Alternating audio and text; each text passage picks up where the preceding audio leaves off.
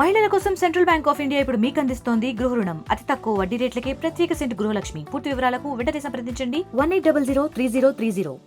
ఆళ్లగడ్డ ప్రస్తుత శాసనసభ్యురాలు నిన్న ప్రెస్ మీట్ పెట్టి ప్రెస్ మీట్లో మాట్లాడుతూ నాకు ఎర్ర బుక్ ఉంది, నాకు కూడా ఆ ఎర్ర బుక్లో 100 మంది పేర్లు ఉన్నాయి అని చెప్పి ప్రజల్ని నాయకుల్ని భయపడించే ప్రయత్నం చేస్తూ ఉన్నారు.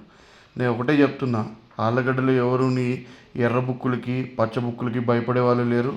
ఆళ్లగడ్డలో తీవ్ర స్థాయిలో ఫ్రాక్షన్ ఉన్నప్పుడే ఎదుర్కొన్న కార్యకర్తలు నాయకులు అందరూ కూడా ఉన్నారు. అన్ని విధాల ఇబ్బందులు పడే ఈరోజు ఇంత దూరం వచ్చాం. ఎవరు నీ బెదిరింపు తాటాకు సపోర్ట్ల కుందెళ్ళు బెదురుతాయో కానీ ఆళ్లగడ్డ ప్రజలు బెదరరు. అనవసరమైన మాటలు మాట్లాడద్దు. ప్రజలు నీకు అవకాశం ఇచ్చింది ఎర్ర బుక్కు రాజ్యాంగాన్ని అమలు చేయడానికి కాదు, మీరు చెప్పిన మేనిఫెస్టోని అమలు చేసి ప్రజలకు మరింత మేలు చేస్తారు. గతంలో జగన్మోహన్ రెడ్డి గారు చేసిన దానికంటే మరింత మేలు చేస్తారనే ఆలోచనతో ప్రజలు మీకు అవకాశం ఇచ్చారు.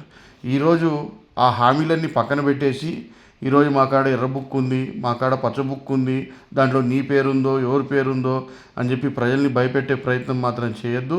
ఎవరు భయపడరు, ప్రజలు అన్నీ కూడా గమనిస్తూనే ఉన్నారు. ఖచ్చితంగా నువ్వు చేసే అవినీతి మీద వసూళ్ళ మీద చర్చకు కూడా వాళ్ళు ప్రజలే ఒకరోజు సిద్ధమై వస్తారు. అంతవరకు ఓపిక పట్టు. ఆ రోజు కూడా దగ్గరలోనే ఉంది, తొందరపడద్దు. నేను ఒకటే చెప్తా ఉన్నాను, ఈరోజు ప్రజలు మీకు అవకాశం ఇచ్చారు. ఆశపడి మరింతగా మేలు జరుగుతుంది మాకు. ఈరోజు జగన్మోహన్ రెడ్డి గారి ప్రభుత్వంలో జరిగిన దానికంటే మరింత మేలు జరిగే అవకాశం ఉంది అని చెప్పి మీరు చెప్పిన సూపర్ 6 హామీలు నమ్మి ఈరోజు మోసపోయారు ప్రజలు. ఈరోజు మిమ్మల్ని అధికారంలోకి ఇచ్చిన తర్వాత అధికారంలోకి వచ్చి 3 నెలలు అవుతుంది. 3 నెలల నుంచి ఈరోజు వరకు మీరు ఒక్క పథకాన్ని కూడా అమలు చేసిన పాపన పోలేదు. ఏమన్నంటే సాక్షాత్తు మీ ముఖ్యమంత్రి గారే అసెంబ్లీలో అంటాడు, ఏమని, నేను అన్ని హామీలు ఇచ్చేశాను, ఈరోజు చూస్తే భయం వేస్తుంది అంటాడు. అంటే 14 ఏళ్ళు ముఖ్యమంత్రిగా చేశాను, నేను ఎన్నో ఆర్థిక సంస్కరణలు తెచ్చాను, నేను వీళ్ళకి కంప్యూటర్ నేనే కనిపెట్టాను, ఇది నేనే కనిపెట్టాను అని చెప్పుకునే వ్యక్తికి మరి రాష్ట్ర ఆర్థిక పరిస్థితి తెలియదు. ఆ హామీలు ఇచ్చేటప్పుడు ఏ పరిస్థితుల్లో ఉందో రాష్ట్ర ఆర్థిక పరిస్థితి తెలియదు ఆయనకి. ఈరోజు కేవలం ఏదో ఒక రకంగా అధికారంలోకి రావాలా అని చెప్పి ప్రజలకి అనివిగాని హామీలు ఇచ్చి ఈరోజు మీరు అధికారంలోకి వచ్చారు. మీకు చేతనైతే ఆ హామీలని నెరవేర్చండి. అంతేగాని ఇట్లా మీరు బెదిరించి రాజకీయాలు చేయాలనుకుంటే ఎవరు భయపడే వాళ్ళు లేరు.